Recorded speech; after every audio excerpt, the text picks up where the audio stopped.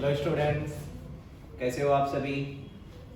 आज आप लोग के पास आए हैं कुछ नई चीज़ों को शेयर करने के लिए, है ना। शेयर करने के लिए, थोड़ा कुछ बताने के लिए कि कैसी चीज़ों को आगे आप प्रोसीड करो, ठीक है।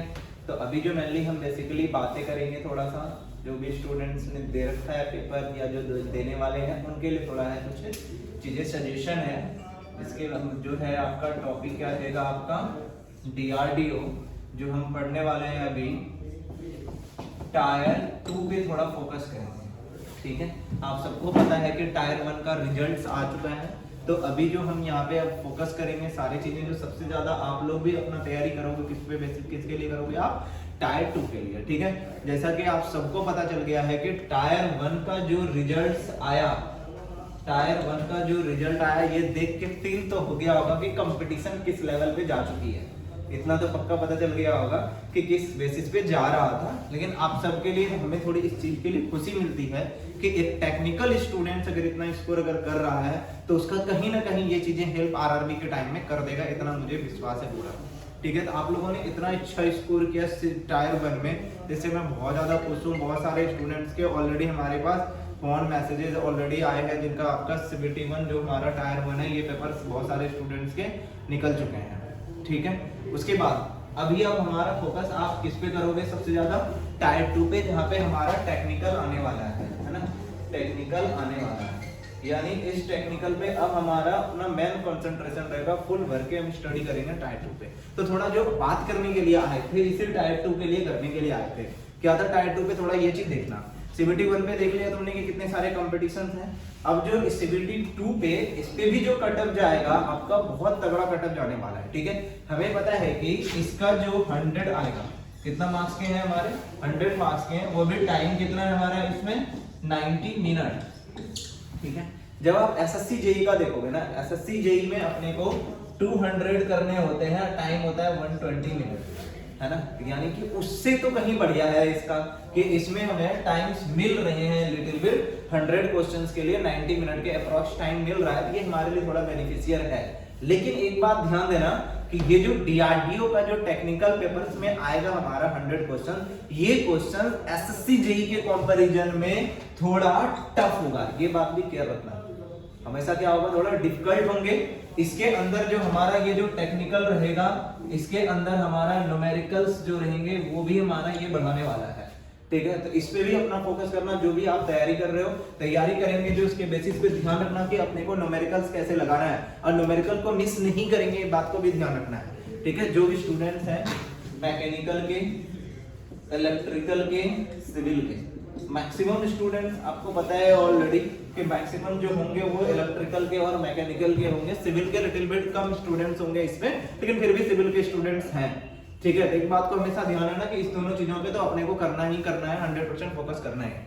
उसके बाद न्यूमेरिकल जो आएगा, न्यूमेरिकल मैकेनिकल में भी उतना ही इंपॉर्टेंट है जितना हमारा इलेक्ट्रिकल में इंपॉर्टेंट होगा। तो मैकेनिकल और इलेक्ट्रिकल वाले पूरे स्टूडेंट्स तो इस पे ध्यान दोगे ही दोगे अपना न्यूमेरिकल पे, क्योंकि न्यूमेरिकल अगर मान लो 20 आता है ना, मान लो 20 आता है, 20 को अगर नहीं करोगे ना, अगर आप सोच रहे हो कि हम थ्योरी सेक्शन से कर लेंगे 80 में, तो 80 में 80 बन जाएगा, ये भी तो है नहीं। अगर मान लो 80 में 60 65 अगर बनाते हो तो वैसे भी रिजल्ट तुम्हारा 60 65 में नहीं बनेगा, तो तुम्हें एनी हो न्यूमेरिकल वाला पोर्शन तो तुम्हें एनी हो करना ही करना है, ठीक है। तो इस बात को ध्यान रखना कि अपने को न्यूमेरिकल्स बनाना है। और जो टेक्निकल है, एक चीज ध्यान देना कि अभी के टाइम में आप कोई भी पेपर उठा के देख लो, आपके पास टाइम बहुत ही कम है, ठीक है।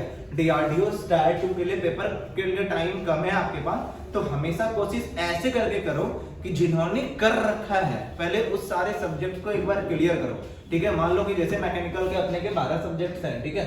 इसमें हमारा तुम देखना 12 में जो आप टेक्निकल पढ़ रहे हो ना, उसके अलावा एक पेपर आप इसमें देख लेना, ये भी दे रखा है आपका ऑटोकैड, ठीक है।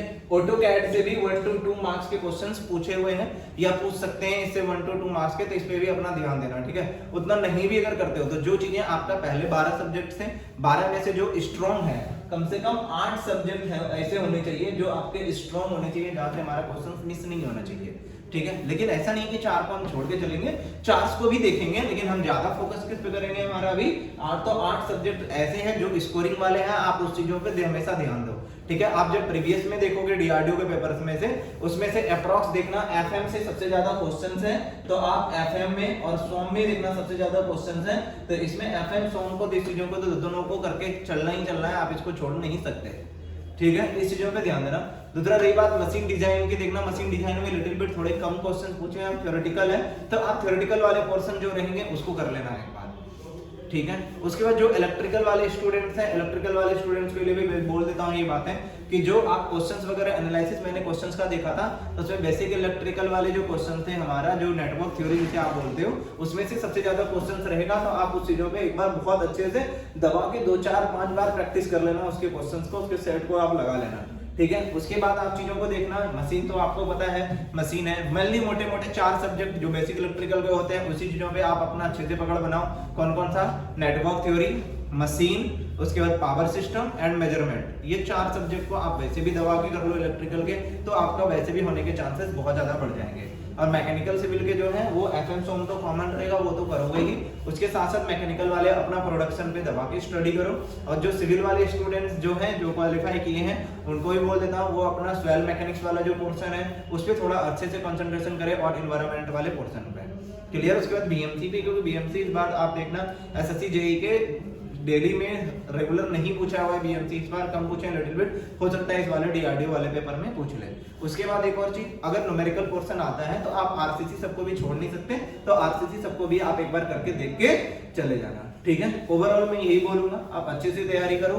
ये टेक्निकल पे अगर अभी से आप फोकस कर लेते हो तो आरआरबी के टाइम वाला जो रहेगा वो आपका थोड़ी तैयारी उसकी भी हो गई रहेगी आपके टेक्निकल की, इसका आप उस चीजों को वहां पे यूज कर सकते हो।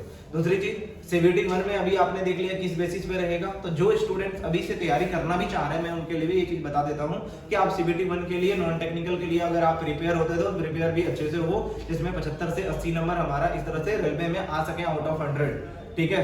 तो सेम चीजें अपना इसमें लगाओ, टायर 2 पे थोड़ा मेहनत करो और दबा के अपना मेहनत करो, जहां से मैक्सिमम आप कर पाओ, जहां से 80 से 85 90 इतना करने को देखो हमेशा 100 में, ठीक है, तब होने के चांसेस होंगे, ठीक है स्टूडेंट। आराम से तैयारी करो, बेस्ट ऑफ लक।